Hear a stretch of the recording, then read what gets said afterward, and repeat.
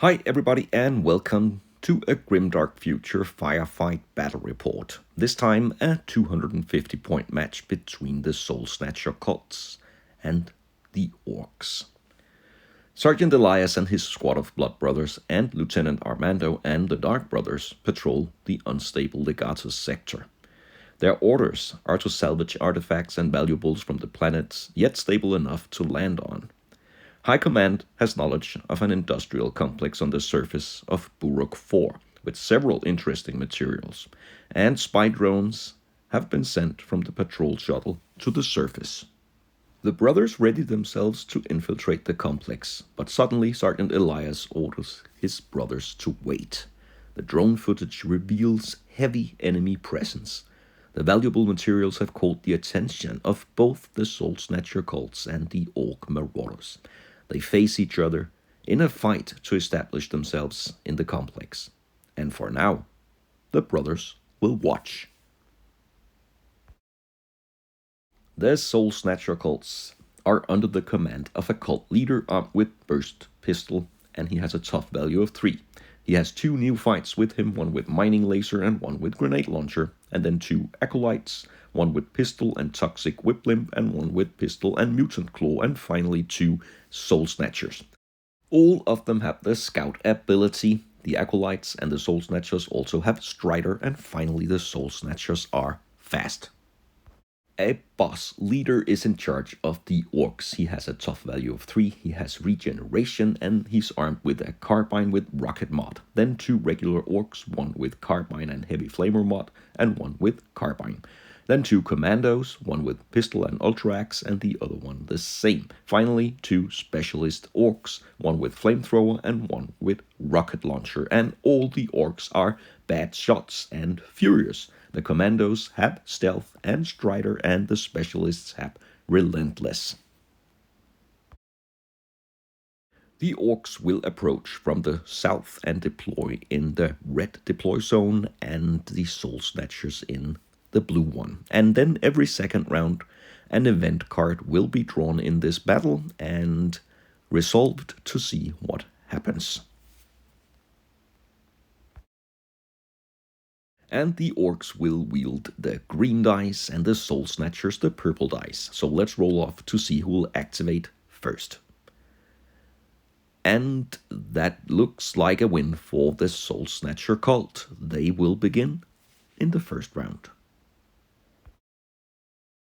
And before we begin, a top view of the battlefield. There are 4 objectives, the brown and green crates as seen here, and each objective will earn 1 victory point to whoever controls it at the end of round 4. And the Soul-Snatchers have deployed as shown here. They have spread out along the edge of the battlefield. And on the opposite side of the battlefield, the Orcs have done more or less the same. A commando and a specialist Orc here, and a commando and the Orc boss on the left side. And all the Soul-Snatcher cults have the scout ability, and that enables them to move up to 12 inches before the first round. And they will move slightly. Here we have an acolyte, he moves slightly closer. And the neophyte with the mining laser moves all the way up to the roof of the building, and the Soul-Snatcher on the left side of the battlefield moves closer as well. The 2 Orc commandos also have the scout ability, so one jumps on the roof and reaches the bridge here. And the final Orc commando moves to the right and positions himself next to one of the objective. So that was scout movement. Now let's go to round number 1. And this Soul-Snatcher activates first, maybe even more bloodthirsty than the Orcs. And it charges the maximum range of 16 inches right into the face of a specialist Orc. 3 attacks, hitting on 3s. At least 3 hits already. It's AP1, no rending hits, but with AP1 the Orc will need a 6 to defend anyway, so 3 6s will be needed to block this brutal attack, and it fails all 3 defense rolls. And this Orc with the grenade launcher could have been key to hit some of the Soul-Snatchers from a distance, but let's see. The roll on the wound chart gives a total of 7, and that means that he is knocked out by the bloody Soul-Snatcher attack, and already the Soul-Snatcher looks towards the next Orc. But there is no time to hesitate. This Orc Commando also charges against one of the more dangerous neophytes with the mining laser. 2 attacks and 1 extra because of the Furious rule.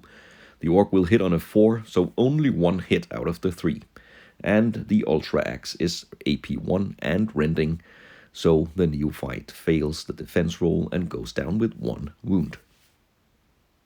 So it could already be payback from the Orcs, but let's see the roll on the wound chart. It's a 1, so the neophyte is stunned and the Orc will back off. And now the second Soul-Snatcher charges the Orc Commando here as well. And again, 3 attacks, hitting on a roll of 3. And that will be 2 hits, and 1 of them will be rending. But again, it doesn't matter. The Orc has a defense value of a 5, and with an AP1 attack, he will need a 6 anyway. And he does not roll any 6s, so 2 wounds to the Orc Commando. And that leaves him with a roll on the wound chart. And with a 6, beyond any doubt, this Orc Commando is also shredded by the claws of the Soul-Snatcher. The Orcs seem to be surprised by the Soul-Snatcher's brutal attacks. This specialist Orc with flamethrowers seeks cover inside this building, but he is not in range to shoot anybody. So he is in cover now from any enemy fire, but he is not safe from this charging acolyte with the toxic whip limp.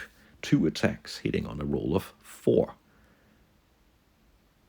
And he lands 2 attack, and the toxic whip limp is, as the name indicates, toxic, so the 6 will be multiplied because of the poison ability, so 4 hits, and the Orc will need a roll of 5 to block them.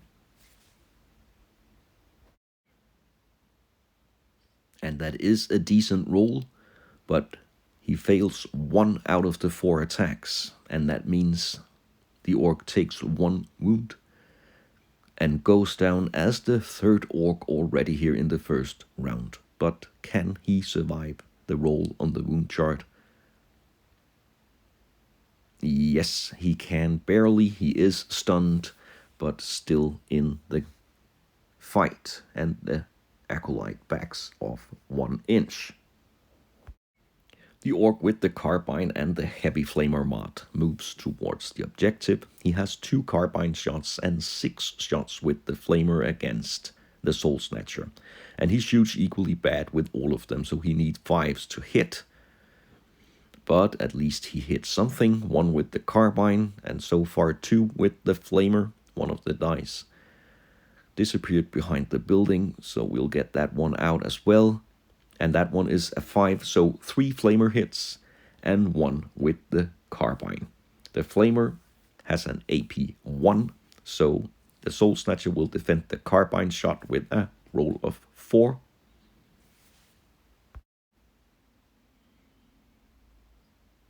And that one is good. And now the 3 flamer shots. And that will be 5s to block. And it blocks 1 of the flames, so 2 hits against the Soul-Snatcher. And that will mean 2 wounds. So down it goes, and of course also rolls on the wound chart. And it's a 1, so it's stunned. And the Orc claims the objective. Next up, the acolyte with the mutant claw, and he moves slightly towards one of the objectives and captures it as well. The Orc boss activates and he charges the stunned Soul-Snatcher and removes it immediately from the battlefield, so the first casualty on the Soul-Snatcher side. And then the cult leader activates And he advances towards the green objective here and captures it. And now this orc has to get rid of the Soul-Snatcher, otherwise he will most likely be history in the next round. And he decides to charge because that will give him 2 attacks, hitting on a 4. And that does not look good. Well, at least 1 hit against the Soul-Snatcher. It's AP nothing, so the Soul-Snatcher will defend with a roll of 4. And he blocks the attack. And he can now fight back. He has already fought, so he is fatigued, but he will still have 3 attacks. And then need 6s to retaliate against the orc. And he fails 2. But the last one is a hit. And it's a rending hit, so that leaves the orc with a defense roll of 6. Otherwise his charge is a complete failure and he fails his defense roll.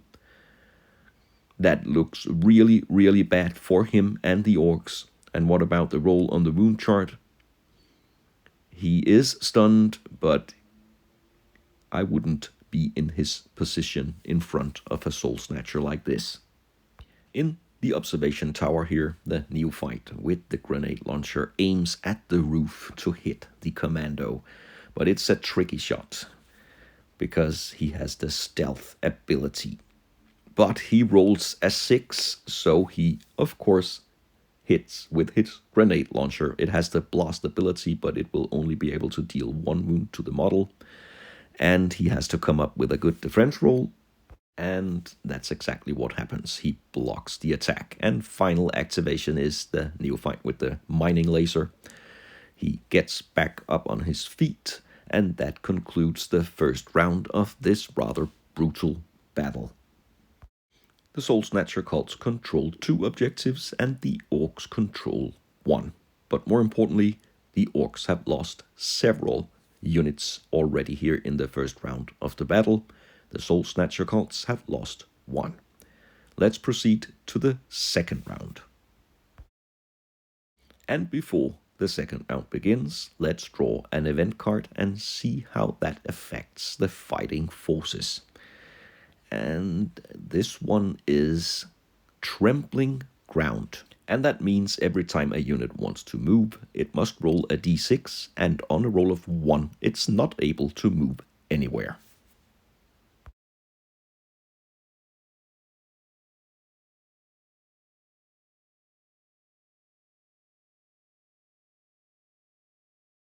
The Orcs begin the second round, and they have several stunned Orcs. And they choose to activate this one, because the other one close to the Soul-Snatcher might be toast anyway. And, of course, the Soul-Snatcher cannot resist, but he must charge and move to reach the Orc, and that's why he must roll the Trembling Ground roll first, but with a 4 he is able to move and charge and remove the Orc completely. And on the top of the roof, the Orc Commando is also eager to finish off the neophyte, and he too must roll to see if he can move. And with a roll of 2, he is good. He passes the Trembling Ground event and charges. He has 3 attacks, 2 regular and 1 because he is furious, and he hits with a roll of 4. So 2 hits with the AP1 Ultra Axe, so the neophyte with the mining laser must come up with rolls of 6. And he blocks 1 attack from the Orc Commando, but 1 hits him, and that means he takes an additional wound for a total of 2 wounds now, and then he goes back down. And a roll on the wound chart is unavoidable for him, but he passes again. So he is still only stunned, and the Orc Commando backs off 1 inch. The Acolyte at the objective here decides to help his fallen comrade, and he also has to pass the Trembling Ground test. With a roll of 3, he's fine. He charges up the ladder and attacks the Orc Commando with his Mutant Claw. 2 attacks hitting on a roll of 4. Against the Orc. And what an effective attack. The mutant claw snaps the orc. So with AP 1, the commando will need a roll of 6 to block. And he fails both his defense rolls, so he is hit twice by the mutant claw. He goes down with 2 wounds. And let's see the roll on the wound chart. It's a 5, so he is taken out by the acolyte here with a brave charge and attack. It's beginning to look like a disaster for the orcs. The orc boss decides to move. He passes the trembling ground test and moves all the way to the objective that was just left by the acolyte. So he claims that one. The other acolyte tries to charge the orc again. He will have to pass the trembling ground. And even though earthquakes shake the ground, he is able to charge. And he will attack once again with his toxic whip, hitting on a roll of 4. So 1 hit it is, and it's not poisonous this time. So only 1 regular attack and hit. But with the weak defense of 5, the orc does not block the attack this time either. So he takes 2 wounds, let's put it out here, and goes down. And this could be another orc out. And it is a roll of 6 on the wound chart. It's unavoidable. He is hit and killed by the toxic whip. So the orcs are now way below half strength. And this orc still has his movement. He can move. He passes the trembling ground test and he runs up on the roof and across the bridge. And this is where he will stay very exposed.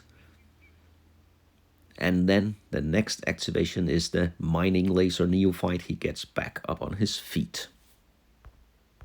And now the cult leader. He is armed with a burst pistol with a range of 12 inches, but that is enough to target the orc on the bridge. He needs a 4 to hit, so he hits twice. It's an AP nothing pistol, but anyway, 5s are needed for defense. And oh my god, these orcs really mess up at the moment. He fails both defense rolls. He takes 2 wounds. And that means that any roll of 4 or more on the wound chart will take this orc out as well and leave the orc boss as the only orc left alive. Let's see the roll. Here it comes, and it is a 4. It's a complete disaster for the orcs. They are killed off like flies at the moment. And the final activation of this round is the neophyte with the grenade launcher, and he stays where he is. At the end of the second round, the status for the orcs is that they have been more or less completely wiped out. But they do still control 2 objectives though, and the Soul-Snatcher cults control 1. The lower right objective here is not yet controlled by anybody. But it looks really, really difficult for the orcs. And the boss has to pass the morale test, and he does so. He has a quality of 3, so this one is fine. He will continue to fight. And before the third round, the event card will be removed. So no further earthquakes.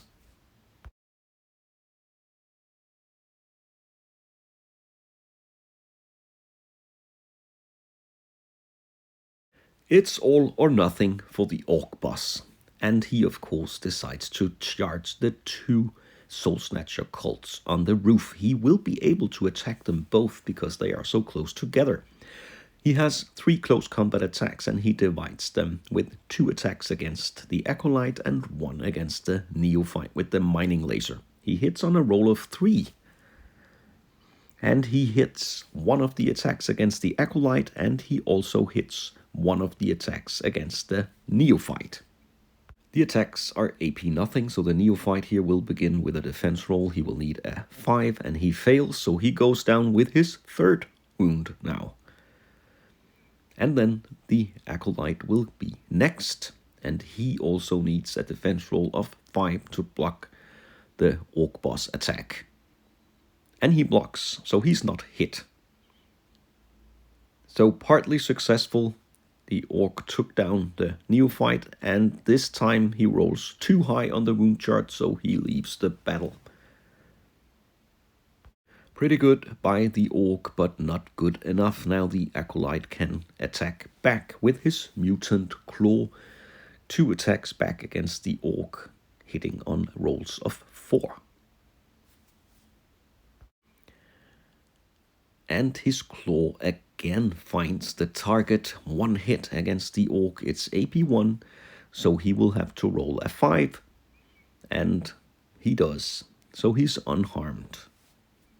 But that was all the activation from the Orcs this round. Now, the Soul-Snatcher cults can reposition themselves, and this Acolyte activates and runs through the building. He has Strider, so he navigates easily through the narrow corridors and positions himself, claiming the objective.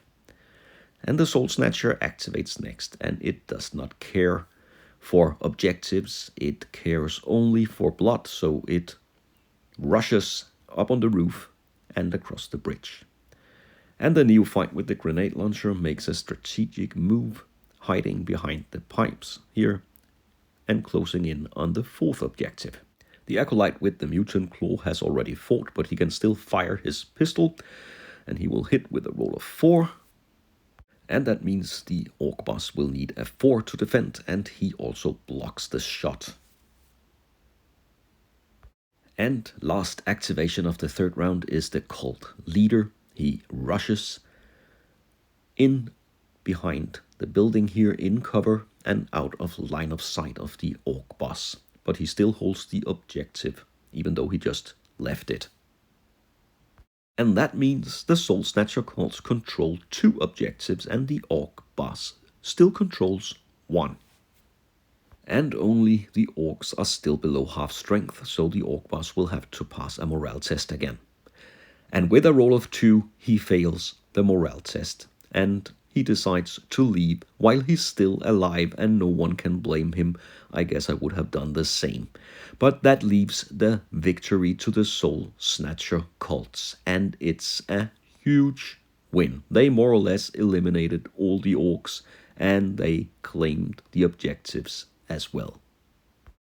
And now, without the threat from the Orcs, the Soul-Snatcher cult can begin their work at the complex. But Sergeant Elias is watching through the eyes of a spy drone, and he prepares a surprise attack against the complex.